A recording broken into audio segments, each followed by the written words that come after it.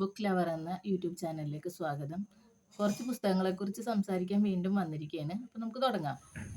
ആദ്യമായി നമ്മൾ സംസാരിക്കുന്നത് ഷെമിയുടെ നടവഴിയിലെ നേരുകൾ എന്ന പുസ്തകത്തെക്കുറിച്ചാണ്. ഒരു ദരിദ്ര കുടുംബത്തിൽ ജനിച്ച് തെരുവിലും യത്തീംഖാനയിലുമായി വളർന്ന് ജീവിതത്തിൽ ഉയർന്ന നിലയിലെത്തിച്ചേർന്ന ഒരു പെൺകുട്ടിയുടെ ജീവിതകഥയാണിത്. ഉത്തര മലബാറിലെ ഒരു ദരിദ്ര മുസ്ലിം കുടുംബത്തിലാണ് എഴുത്തുകാരി ജനിച്ചത്. മക്കൾക്ക് ആവശ്യമായ ഭക്ഷണം പോലും നൽകാൻ അവരുടെ മാതാപിതാക്കൾക്ക് സാധിക്കുമായിരുന്നില്ല.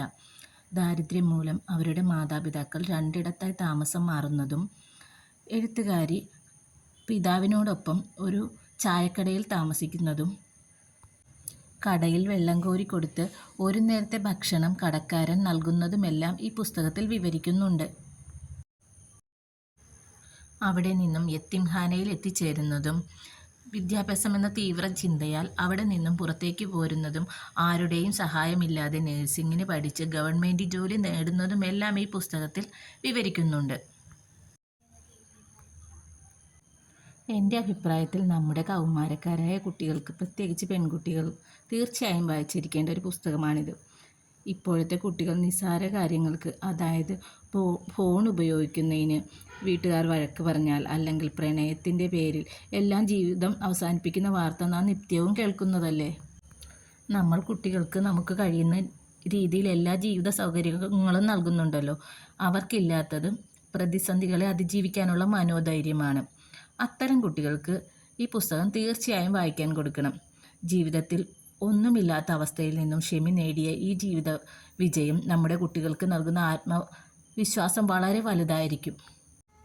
ഞാൻ എൻ്റെ 15 വയസ്സുള്ള മോൾക്ക് ഈ പുസ്തകത്തെക്കുറിച്ച് വളരെ വിശദമായി പറഞ്ഞു കൊടുത്തു. അപ്പോൾ പിന്നെ ലൈബ്രറിയിലെ ചേച്ചി എന്നോട് ഈ പുസ്തകം എങ്ങനെയുണ്ടെന്ന് ചോദിച്ചു.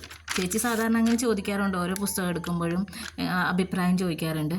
അപ്പോൾ ഞാൻ ചേച്ചിയോട് പറഞ്ഞു നല്ല പുസ്തകമാണെന്ന്. ചേച്ചി അങ്ങനെ ചോദിക്കുന്നത് വേറെയുള്ള ആൾക്കാർക്ക് വേണ്ടി അങ്ങനെ നമുക്ക് നല്ലതാണെങ്കിൽ സജസ്റ്റ് ചെയ്യാൻ വേണ്ടിയാണ്. അപ്പോൾ ഞാൻ ചേച്ചിയോട് പറഞ്ഞു നല്ല പുസ്തകമാണ്, ധൈര്യമായിട്ട് സജസ്റ്റ് ചെയ്തോളാൻ പറഞ്ഞു.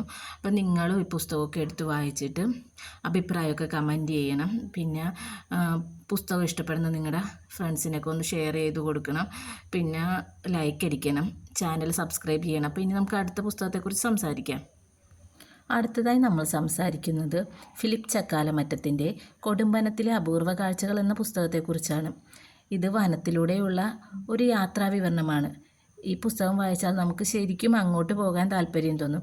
അത്ര മനോഹരമായിട്ടാണ് ഈ പുസ്തകത്തിൽ വിവരിച്ചിരിക്കുന്നത്. അപ്പോൾ എല്ലാവരും ഈ പുസ്തകം വായിച്ചിട്ട് അഭിപ്രായം പറയണം, ചാനൽ സബ്സ്ക്രൈബ് ചെയ്യണം. അപ്പോൾ അടുത്ത വീഡിയോയിൽ കാണാം.